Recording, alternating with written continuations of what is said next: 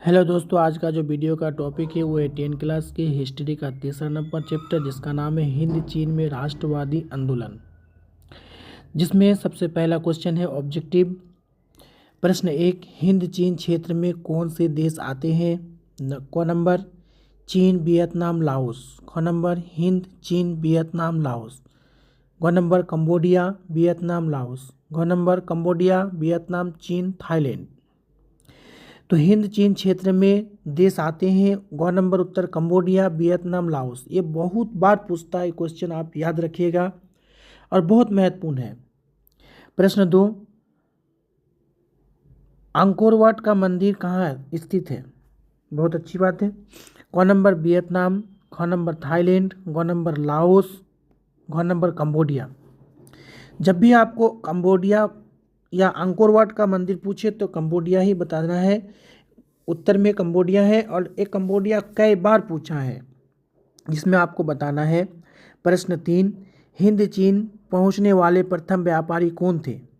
क number England, ख number फ्रांसीसी, ग नंबर पुर्तगाल, घ नंबर डच। तो हिंद चीन पहुंचने वाले प्रथम व्यापारी थे पुर्तगाल। जब भी आपको पूछे, एक कई बार पूछा है, इस क्वेश्चन को रिपीट भी करता है बिहार बोर्ड में। आप अच्छी तरीके से देखिए और इसको अपने दिमाग में सेट कर लीजिए। अब चलते हैं दूसरा ऑब्जेक्टिव में। 4 नंबर प्रश्न, हिंद चीन में सब बसने वाले फ्रांसीसी कहे जाते हैं। क नंबर फ्रांसीसी, ख नंबर शासक वर्ग, ग नंबर कोलोन, घ नंबर जनरल। तो हिंद चीन में बसने वाले फ्रांसीसी को कहे जाते हैं कोलोन। प्रश्न 5, नरोत्तम सिंहानुक कहाँ के शासक थे? क नंबर वियतनाम, घ नंबर लाओस, घ नंबर थाईलैंड, घ नंबर कंबोडिया।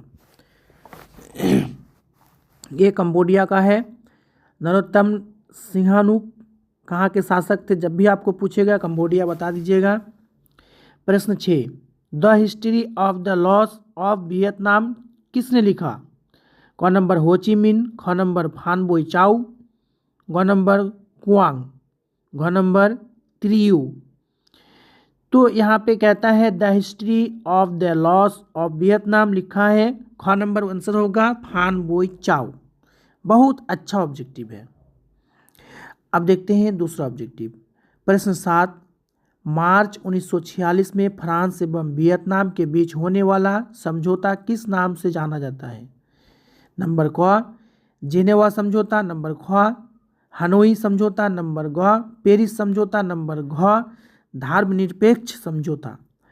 तो यहाँ पे 1946 में फ्रांस एवं वियतनाम के बीच जो होने वाला समझौता था हनोई समझौता। प्रश्न 8, किस प्रसिद्ध दार्शनिक ने एक अदालत लगाकर अमेरिका को वियतनाम युद्ध के लिए दोषी करार दिया? क नंबर रसेल, ख नंबर हो ची मिन, ग नंबर नरोत्तम सिंहानुक, घ नंबर रूसो। तो ये है रसेल। जब भी आपको पूछे अमेरिका को दोषी दिया, आप यही याद रख लीजिए। तो यहाँ पे रसेल याद कीजिएगा। किस देश या किस प्रसिद्ध दार्शनिक ने एक अदालत लगाकर अमेरिका को दोषी दिया? ये रसेल है। अब देखते हैं दूसरा ऑब्जेक्टिव। प्रश्न 9, हिंदू चीनी क्षेत्र में अंतिम युद्ध समाप्ति के समय में अमेरिका राष्ट्रपति थे? क नंबर वाशिंगटन, ख नंबर निक्सन, घ नंबर जॉर्ज बुश, घ नंबर रूजवेल्ट। तो जब हिंदू चीन क्षेत्र में अंतिम युद्ध समाप्ति के समय जो वहाँ के राष्ट्रपति थे निक्सन। प्रश्न 10, होआ आंदोलन किस प्रकृति का था?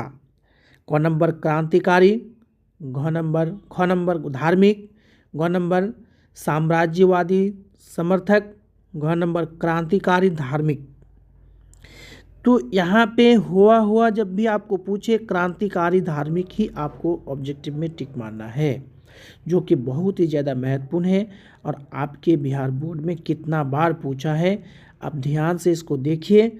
आपके 3 नंबर चैप्टर में जो भी ऑब्जेक्टिव है हम आपको अच्छी तरीके से बताए हैं।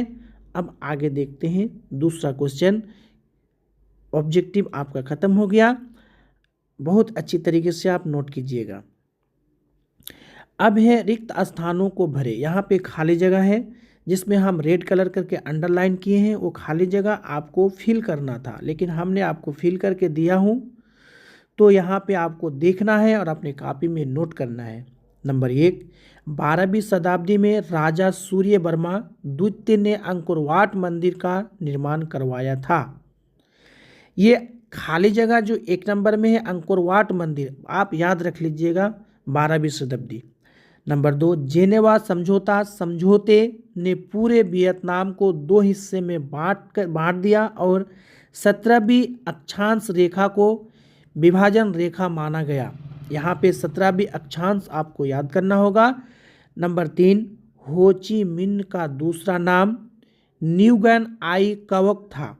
ये कई बार पूछा है आपके बिहार बोर्ड में, आप इसे अच्छी तरीके से याद कीजिएगा। नंबर 4, दियन फू के युद्ध में फ्रांस बुरी तरह हार गए। ये दियन फू के युद्ध में फ्रांस बुरी तरह हार गए। नंबर 5, अनामी दल का संस्थापक जोंगू एन आई था। ये तो बहुत ही कठिन वर्ड है, लेकिन आपको याद रखना होगा किसी भी तरीके से, क्योंकि आपको ये पूछता है अनामी दल का संस्थापक जेंगू एन आई था। ये था रिक्त स्थानों को भरे, जो हम आपको बताए हैं, आप इसे याद रखिएगा। अब देखते हैं दूसरा क्वेश्चन। प्रश्न 1 जो शॉर्ट क्वेश्चन है इस हिस्ट्री में, तीसरा चैप्टर में, एक तरफा अनुबंधन व्यवस्था क्या थी? उत्तर, यह एक प्रकार की बंधुआ मजदूरी थी जिसमें मालिक के पास असीमित अधिकार होते थे और मजदूरों के कोई अधिकार नहीं होते थे। प्रश्न 2, बाओदाई कौन था? उत्तर, बाओदाई अन्नाम का शासक था। नंबर 3, हिंद चीन का अर्थ क्या है? उत्तर, दक्षिण पूर्व एशिया का क्षेत्र जिसमें वियतनाम, लाओस और कंबोडिया आते हैं। तो आपको शॉर्ट क्वेश्चन में और भी हैं जो आपको बताएंगे, लेकिन 3 क्वेश्चन यहाँ पे आपको बताए हैं। ये वाला क्वेश्चन जो है ऑब्जेक्टिव में ही पूछता है, कभी कभी सब्जेक्टिव में भी पूछता है, तो आप इसे ध्यान से देखिएगा। नहीं समझ में आए तो आप कमेंट्स में ज़रूर बताइएगा, हम आपको पूरी तरीके से समझाने का कोशिश करेंगे नेक्स्ट वीडियो में। अब देखते हैं इसके बाद दूसरा क्वेश्चन जो आपको हम बताएंगे। प्रश्न 4, जेनेवा समझौता कब और किन के बीच हुआ? ये तो बहुत महत्वपूर्ण क्वेश्चन है, एक खाली जगह में भी आता है, ऑब्जेक्टिव में भी आता है। उत्तर, 1954 में यह समझौता लाओस और कंबोडिया के बीच हुआ था। 1954 ही याद रखिएगा, और लाओस और कंबोडिया। प्रश्न 5, हुआ आंदोलन की चर्चा करें। उत्तर, हुआ एक बौद्ध धार्मिक क्रांतिकारी आंदोलन था जो 1939 में शुरू हुआ और जिसका नेता हुइन फू सो था। बहुत कठिन वर्ड है और कठिन नाम भी है, आप ध्यान से देखिएगा। अब देखते हैं दूसरा क्वेश्चन। प्रश्न 1 जो आपको थोड़ा सा लॉन्ग क्वेश्चन है, आपको ये बताए हैं कि हिंद चीन में फ्रांसीसी प्रसार का वर्णन करें। उत्तर, 17वीं शताब्दी में फ्रांसीसी व्यापारी और पादरी हिंद चीन पहुँचे। 1747 के बाद फ्रांस ने अन्नम में रुचि लेना शुरू किया और 1787 में कोचिन चीन के शासक के साथ संधि की। 19वीं शताब्दी में फ्रांसीसी सैन्यवाल ने अन्नाम, कोचिन चीन और कंबोडिया पर अधिकार किया। 20वीं शताब्दी तक संपूर्ण हिंद चीन फ्रांसीसी अधीनता में आ गया। तो ये था आपको 1 नंबर क्वेश्चन जो थोड़ा लॉन्ग आंसर में देना है, जिसमें हम आपको दिए हैं अच्छी तरीके से।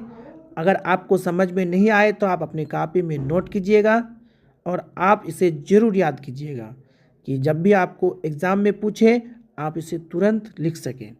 अब देखते हैं दूसरा क्वेश्चन।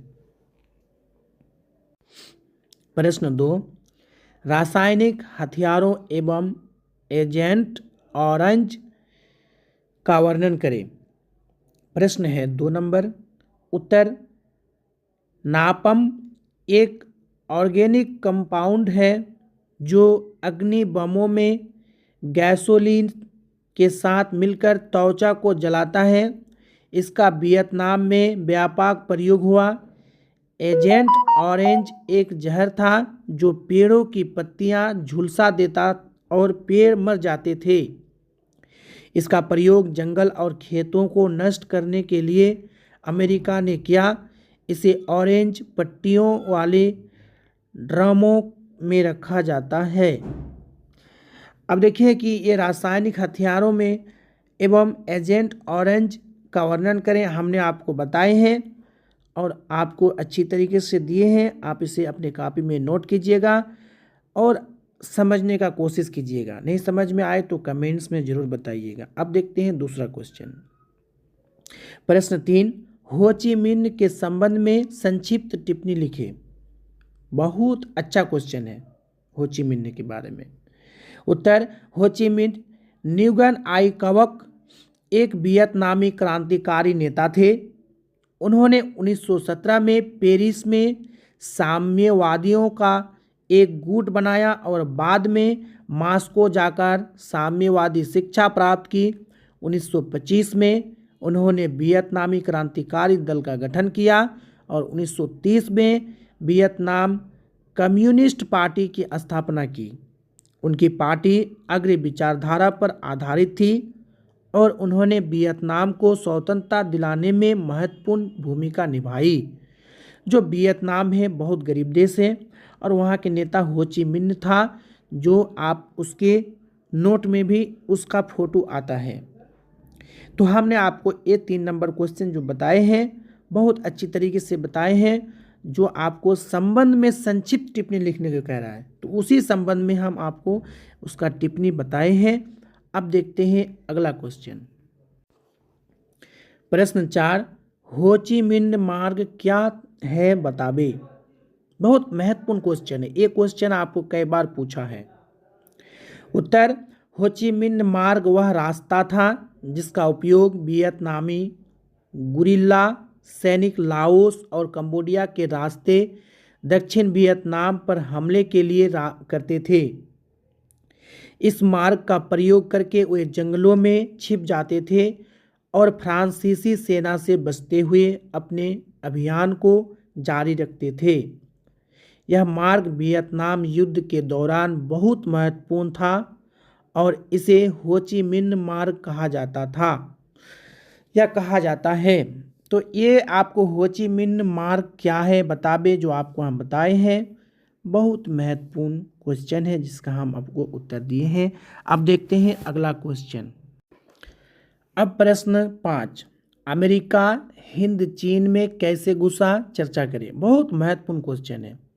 उत्तर, द्वितीय विश्व युद्ध के दौरान पर्ल हार्बर पर जापानी आक्रमण के बाद अमेरिका युद्ध में शामिल हो गया।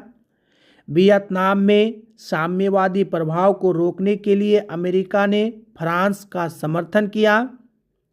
1945 तक वियतहीन के गुरिल्लों ने तोंगकिन क्षेत्र पर नियंत्रण प्राप्त कर लिया था, जिसके कारण अमेरिका ने सीधे हिंद चीन में उतरने का निर्णय लिया।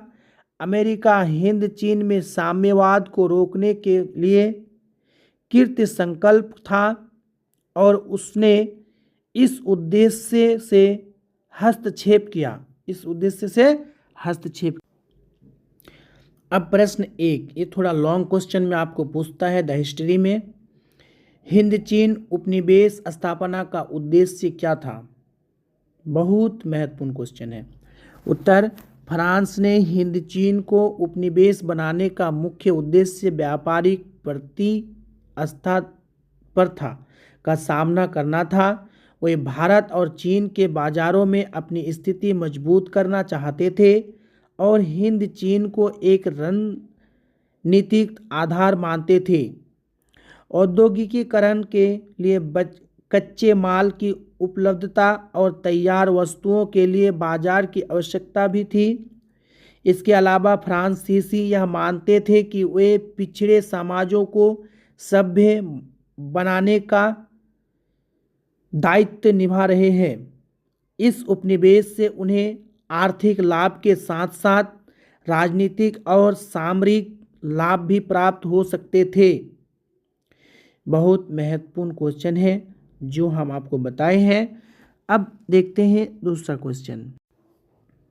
प्रश्न 2, माई ली गांव की घटना क्या थी, इसका क्या प्रभाव पड़ा। 2 क्वेश्चन है इसमें और ये लॉन्ग क्वेश्चन में पूछता ही है। उत्तर, माई ली गांव की घटना दक्षिणी वियतनाम में हुई थी, जहां अमेरिकी सेना ने वियतकांग समर्थक मानकर गांव के लोगों पर अत्याचार किया। उन्होंने पुरुषों को मार डाला, औरतों और बच्चियों को बंधक बनाकर सामूहिक बलात्कार किया और फिर उन्हें मारकर पूरे गांव को जला दिया। इस अमानवीय घटना के उजागर होने से अमेरिका की विश्व भर में निंदा हुई। राष्ट्रपति निक्सन को इस घटना के बाद शांति के लिए 5 सूत्री योजना की घोषणा करनी पड़ी। इस घटना ने युद्ध में अमेरिका भूमिका पर गंभीर सवाल उठाए और युद्ध विरोध आंदोलनों को बल दिया। दोस्तों, ये जो है बहुत महत्वपूर्ण क्वेश्चन है जिसमें हम आपको बताए हैं लॉन्ग क्वेश्चन में ही सही, लेकिन ये आपका उत्तर बहुत ज़्यादा आसान है, याद रखिएगा। अब देखते हैं अगला क्वेश्चन। प्रश्न 3, राष्ट्रपति निक्सन के हिंद चीन में शांति के संबंध में 5 सूत्री योजना क्या थी, इसका क्या प्रभाव पड़ा। वही था जो दूसरा क्वेश्चन में था, उसी के अंतर और पॉइंट आपको बताएंगे। उत्तर, माई ली गांव की घटना के बाद अमेरिकी राष्ट्रपति निक्सन ने 5 सूत्री योजना की घोषणा की जो निम्नलिखित है। नंबर 1, सभी सेनाएं युद्ध बंद कर यथास्थान पर रहेंगी।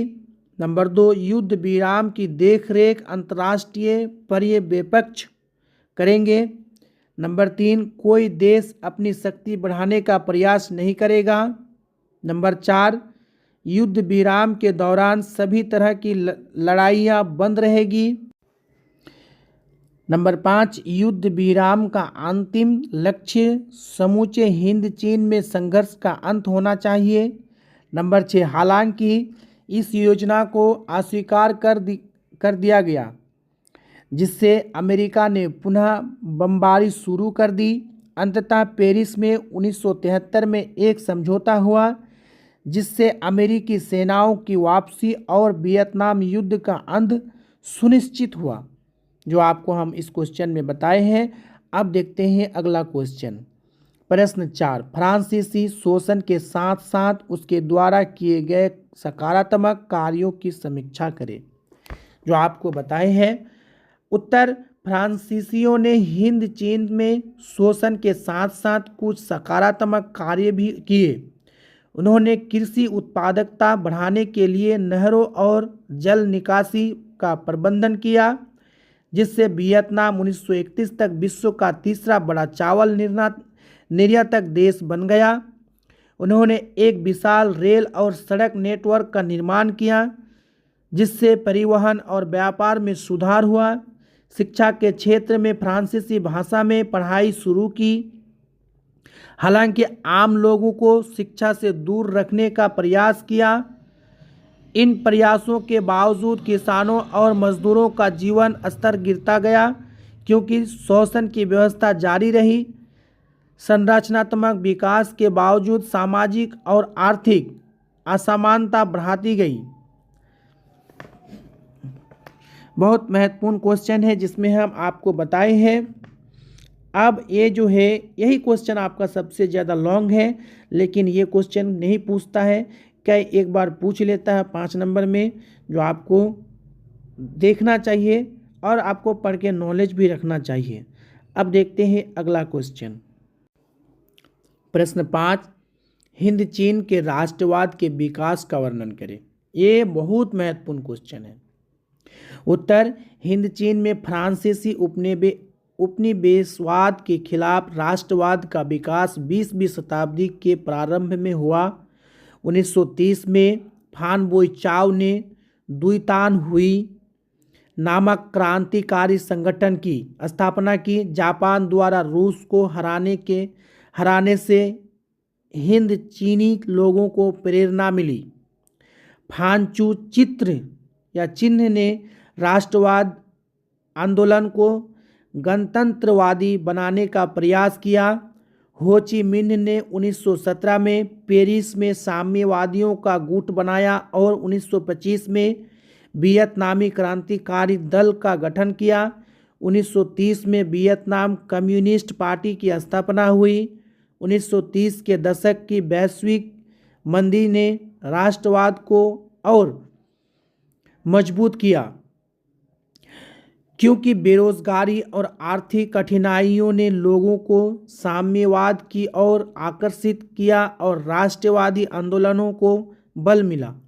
ये बहुत महत्वपूर्ण क्वेश्चन है जिसमें हम आपको बताए हैं, और इस क्वेश्चन को आपके बिहार बोर्ड में देखिएगा कितना बार पूछा है।